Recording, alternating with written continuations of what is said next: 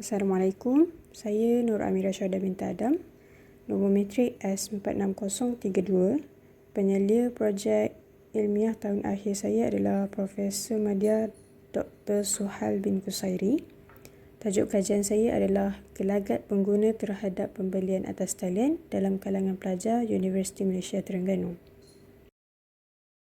Latar belakang kajian saya, gelagat pengguna secara ringkasnya merupakan suatu keputusan pembelian barangan dan perkhidmatan. Perniagaan atas talian merupakan satu medium perniagaan yang semakin sinonim dengan kehidupan masyarakat masa kini, selari dengan peningkatan teknologi yang semakin ke hadapan. Konsep perniagaan di pasaran maya telah diperkenalkan oleh Report and Vioskla pada tahun 1994. Dengan adanya medium perniagaan di atas talian ini, ia dapat memudahkan interaksi antara penjual dan pembeli tanpa kekangan masa dan tempat. Objektif kajian ini terbahagi kepada dua, iaitu objektif umum dan objektif khusus. Objektif umum bagi kajian ini adalah bagi mengenal pasti faktor-faktor yang mempengaruhi gelagat pembelian atas talian dalam kalangan pelajar. Manakala bagi objektif khusus mempunyai 3 objektif, iaitu yang pertama, mengenal pasti kesan perkhidmatan penjual terhadap pembelian atas talian. Yang kedua, mengenal pasti kesan kualiti produk terhadap keputusan pembelian atas talian. Dan yang ketiga, mengenal pasti kesan keyakinan pengguna terhadap keputusan pembelian atas talian. Beralih kepada persoalan kajian, terdapat 3 persoalan kajian. Yang pertama adalah, adakah perkhidmatan yang diberikan oleh penjual semasa berurus niaga mampu mempengaruhi gelagat pembelian pengguna secara atas talian? Yang kedua, adakah kualiti produk yang dipasarkan mampu mempengaruhi gelagat pembelian secara atas talian? Dan yang ketiga, adakah keyakinan pengguna terhadap sesuatu produk mampu mempengaruhi gelagat pembelian pengguna secara atas talian? Penyataan masalah.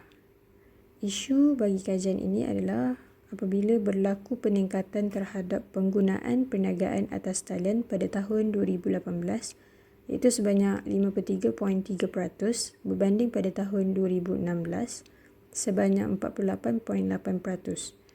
Sumber dari MCMC. Oleh itu, kajian terhadap gelagat pengguna terhadap pembelian atas talian adalah perlu dan penting bagi pengguna untuk membuat keputusan yang lebih rasional. Kajian yang lebih terperinci perlu dilakukan dengan jumlah sampel yang lebih banyak. Implikasi dari kajian lepas tidak menekankan kepada faktor-faktor lain yang boleh mempengaruhi gelagat pengguna terhadap pembelian atas talian, seperti perkhidmatan penjual, kualiti produk dan keyakinan pengguna terhadap produk yang dipasarkan. Sorotan kajian. Bagi perkhidmatan penjual terhadap keputusan pembelian atas talian, menunjukkan hubungan yang positif dalam kajian Zorni Muhammad Yusof pada tahun 2012 dan Jun Si Ko pada tahun 2015. Manakala bagi kualiti produk terhadap keputusan pembelian atas talian, dalam kajian Zorni Muhammad Yusof 2012 mengatakan ianya negatif. Manakala bagi kajian Mazlina Jamaluddin 2014 dan Yun Si Ko 2015 mengatakan ianya berhubungan secara positif. Seterusnya, bagi keyakinan pengguna terhadap keputusan pembelian atas talian, dalam ketiga-tiga kajian yang sama, iaitu Zorni Muhammad Yusof 2012, Mazlina Jamaluddin 2014 dan Yun Si Ko 2015 menunjukkan ianya berhubungan secara positif. Kerangka teori bagi kajian ini, bagi gelagat pengguna terhadap pembelian atas talian ditafsirkan dalam kekerapan penggunaan internet bagi tujuan pembelian atas talian dalam kalangan pelajar. Manakala bagi perkhidmatan penjual semasa urus niaga, kualiti produk yang dipasarkan, keyakinan produk terhadap produk yang dipasarkan ditafsirkan melalui borang kaji selidik yang akan diedarkan secara atas talian.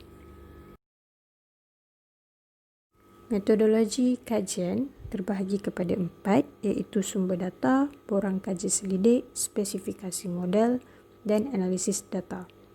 Sumber data adalah data primer menggunakan borang soal selidik, diedarkan secara atas talian menggunakan Google Form, pensampelan rawak, mudah dan sampel snowball. Bagi borang kaji selidik terdapat 3 bahagian.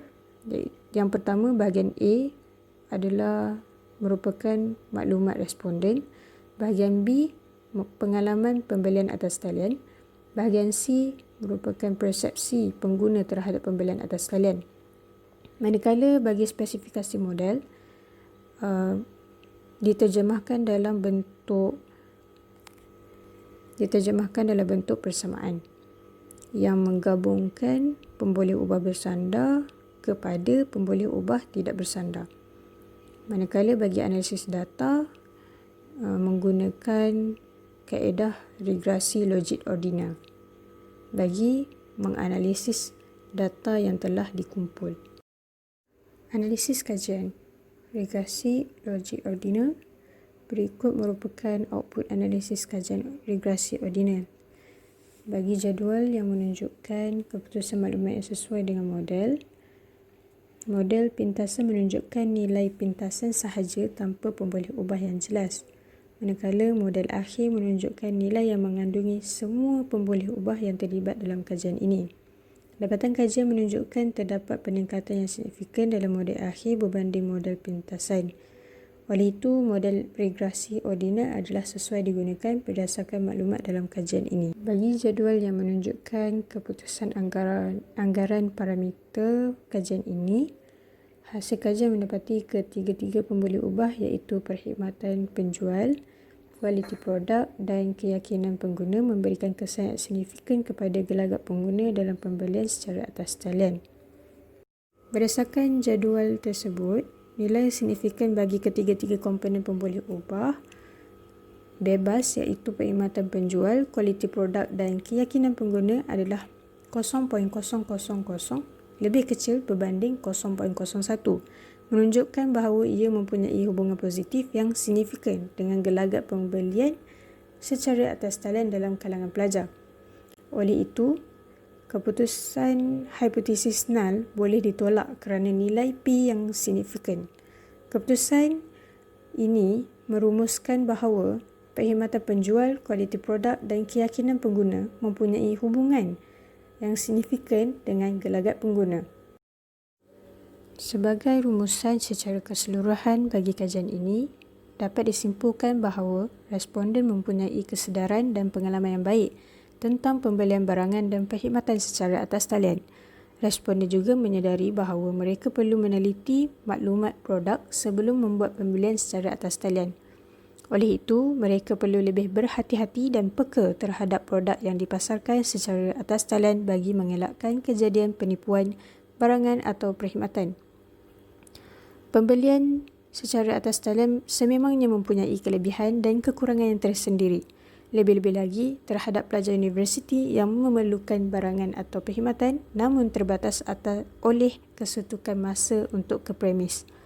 Pelbagai faktor yang boleh mempengaruhi gelagat pengguna terhadap pembelian mereka antaranya adalah perkhidmatan penjual semasa melakukan aktiviti jual beli, kualiti produk yang dibeli adalah memuaskan dan seperti yang dinyatakan oleh penjual, dan seterusnya keyakinan pengguna terhadap produk yang dipasarkan adalah pada tahap yang tinggi.